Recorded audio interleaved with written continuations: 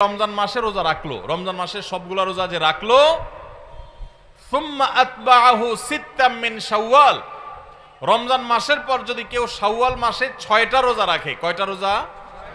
6টা রোজা রাখে। কোন মাসে? শাওয়াল মাসে, যে মাসটা চলছে। তাহলে কি হবে?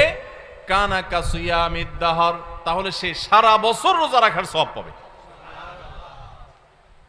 আপনি 30টা পাইছেন, 30টা রাখছেন, এক মাস রমজান মাসের সওয়াব পাইছেন।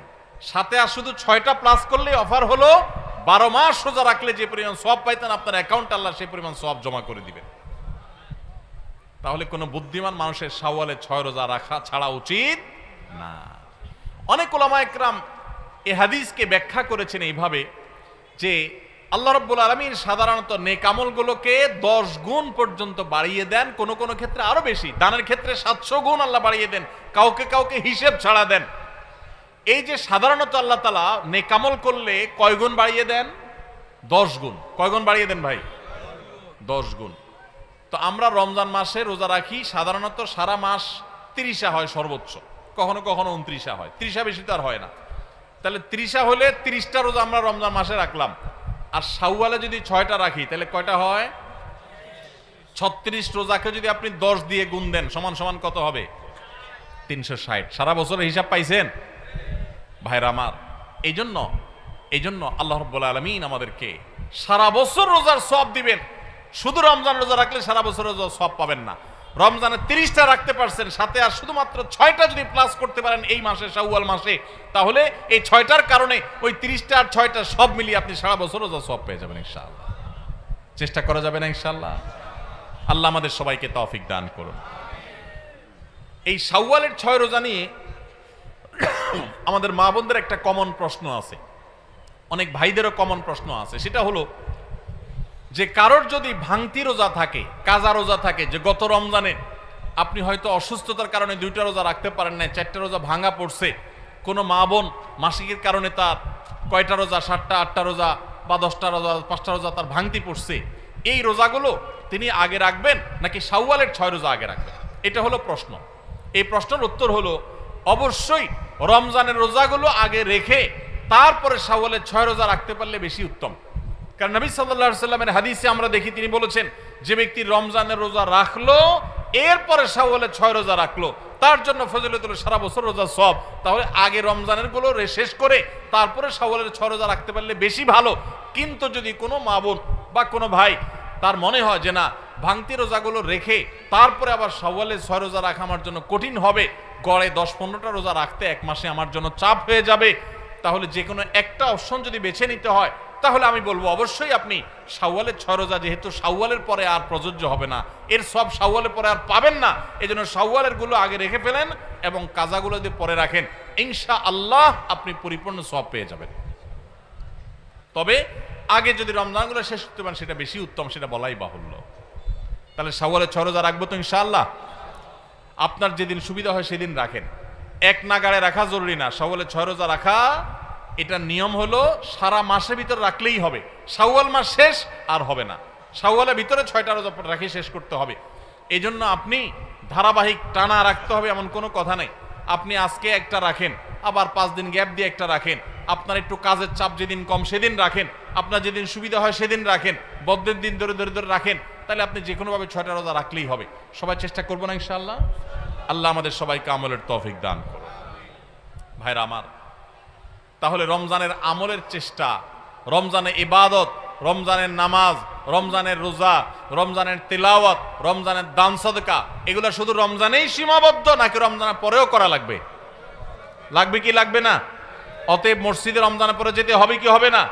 সবাই যাবো তো ইনশাআল্লাহ? আল্লাহর ঘরের দিকে যাবো তো ইনশাআল্লাহ? আপনার লাভ, আল্লাহর কোনো ঠেকা নাই ভাই। দেখতে দেখতে জীবনটা শেষ হয়ে যাবে, মালাকুল মউত হাজির হবে, চলে যেতে হবে, আপনি নিজের আমল নিয়ে যাবেন, আপনার কল্যাণ হবে। সবাই করবো তো ইনশাআল্লাহ? আল্লাহ আমাদের সবাইকে আমলের তৌফিক দান করুন। ভাইরা আমার, রমজানে আমরা যে নেক আমল করছি টুকটাক, 30টা রোজা রাখছেন বেশিরভাগ মানুষ মাশাআল্লাহ, তারাবির নামাজ পড়ছেন, কোরআনে কারিম একটু একটু করে যতটুক পারছেন, কেউ 1 খতম, কেউ 2 খতম, যে যদ্দুর পারছেন, কেউ 1 খতম না পারলেও যদ্দুর পারছেন তেলাওয়াত করছেন, আলহামদুলিল্লাহ। অনেকে দান সাদাকা করছেন, সবে কদর ইবাদতের জন্য চেষ্টা করছেন। এই যে রমজানে আমলের চেষ্টা আমরা করেছি, এই আমলগুলো আল্লাহর কাছে কবুল হয়েছে কি হয় নাই, এটা বুঝার একটা উপায় আছে, আলামত আছে, নিশ্চিত কোনো উপায় নাই। কারণ আমল কবুল করা না করা কার এখতিয়ার? আল্লাহর এখতিয়ার। শতভাগ পারফেক্টনেস আপনি এনেছেন, আপনার কাছে মনে হচ্ছে, তারপর কোনো ত্রুটি থাকতে পারে যেটা কারণে আল্লাহ তাআলা বললেন না আমি তোমার এটা অ্যাকসেপ্ট করলাম না, সে এখতিয়ার আল্লাহর আছে। কিন্তু আমরা যে নেক আমলগুলো করি এগুলো সম্পর্কে ওলামায়ে কেরাম অনেক সালাফ, ইসলামের ইতিহাসের সোনালী যুগের স্বর্ণ মানবগণ, পূর্বসূরীগণ আমাদের, তাদের উক্তি আছে যে কোন কোন আমলের কবুল হওয়ার ব্যাপারে পূর্বাভাস, আলামত এটা জানা যায়, আলামত দেখে সুধারণা করা যায়। নিশ্চিত কোনো গ্যারান্টি নেই কবুল হয়েছে কিনা বলার সুযোগ নেই, তবে অনুমান করা যায়, ধারণা করা যায় যে হয়তো আল্লাহ কবুল করেছেন। তাহলে রমজানে আমাদের আমল ইবাদত কবুল হয়েছে কি হয় নাই সেটা বুঝার যে আলামতটা, সেটা কি বলে দিব আপনাদেরকে?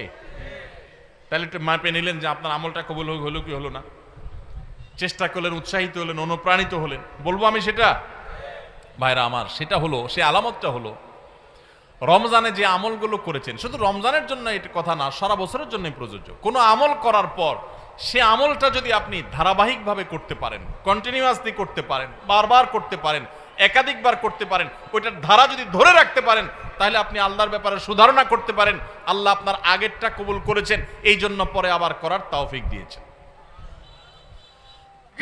আল্লাহর কাছে আমল এবং ইবাদতের কবুলের একটা ছোট্ট আলামত এটা, যে আল্লাহ তাআলা রমজানে আপনি ফরজ রোজা রেখেছেন, রমজানের পরে শাওয়ালের 6 রোজা রাখার তৌফিক হয়েছে, সোমবার বৃহস্পতিবার রোজা মাঝে মাঝে রাখার তৌফিক হয়, চাঁদের 13, 14, 15 রোজা রাখার তৌফিক হয় মাশাআল্লাহ।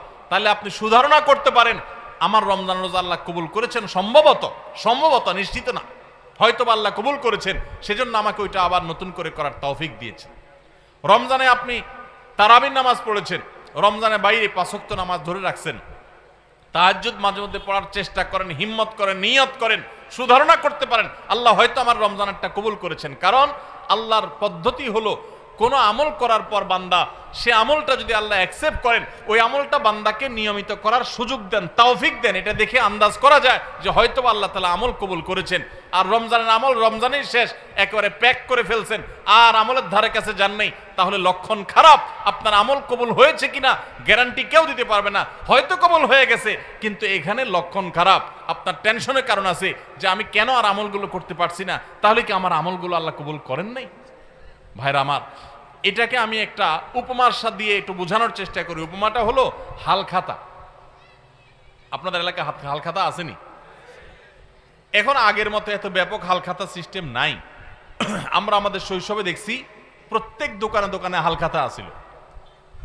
তো হালখাতার সিস্টেম হলো যে বছরে একদিন হালখাতা হয়, সাধারণত পহেলা বৈশাখে হালখাতা হতো। এখন হালখাতা না, এখন পান্তা ইলিশ। হালখাতার জায়গা দখল করে ফেলছে কিসে? পান্তা ইলিশে। হালখাতা ছিল গ্রাম বাংলার ঐতিহ্য, সেটা চলে যায় ওই জায়গায় ঢুকছে কি? পান্তা ইলিশ। যাই হোক, তো হালখাতার সিস্টেম হলো সারা বছর যা বাকি খাইছেন এই সব টাকা হালখাতার দিন পরিশোধ করে একদম আপনার হিসাব ক্লিন করবেন, পরিষ্কার হয়ে যাবে, কোনো দেনা বাকি থাকবে না। তাহলে এবার আপনাকে দোকানদার একটু মিষ্টি মুষ্টি খাওয়ায়, জিলাপি টিলাপি খাওয়ায়, আর নতুন করে ওই দিনই যদি আবার বাকি চান, যত টাকা চান আপনাকে বাকি দিবে। এই না হালখাতার সিস্টেম? আর যদি আগের টাকা বাকি না দেন, এই আগের টাকা পরিশোধ না করেন, কিছু দিয়া আর বলেন যে ঠিক আছে বাকিটা দিব, এখন আবার নতুন করে বাকি দেন, তো হালখাতার শরীয়তে, হালখাতার নিয়মে ওইটা কিন্তু গ্রহণ হবে না। ঠিক না? ঠিক। ঠিক একইভাবে আল্লাহ রাব্বুল আলামিন বান্দাকে কোনো আমল করার তৌফিক দেওয়ার পর যদি সে আমলটা আবারও করার তৌফিক দেন, তাহলে বুঝতে হবে আগেরটা আল্লাহ তাআলা অ্যাকসেপ্ট করছেন, কবুল করছেন। সুধারণা করা যায় আল্লাহ হয়তোবা তাকে নতুন করে আমলের তৌফিক দিয়েছেন, ইঙ্গিত দিচ্ছেন যে বান্দা তোমার আগেরটা কবুল করেছি। এই জন্য ভাইরা, রমজানের কোরআন তেলাওয়াত রমজানের মতো এত বেশি পারেন না, 1 পারা পারেন না, 2 পারা পারেন না, আধা পৃষ্ঠা পড়েন, 1 পৃষ্ঠা পড়েন। এই যে নিয়মিত পড়তেছেন, এটা যদি চেষ্টা করেন আর ধরে রাখতে পারেন, তাহলে সুধারণা করতে পারেন হয়তো আপনার রমজানের আমল, রমজানের তেলাওয়াত আল্লাহ কবুল করেছেন।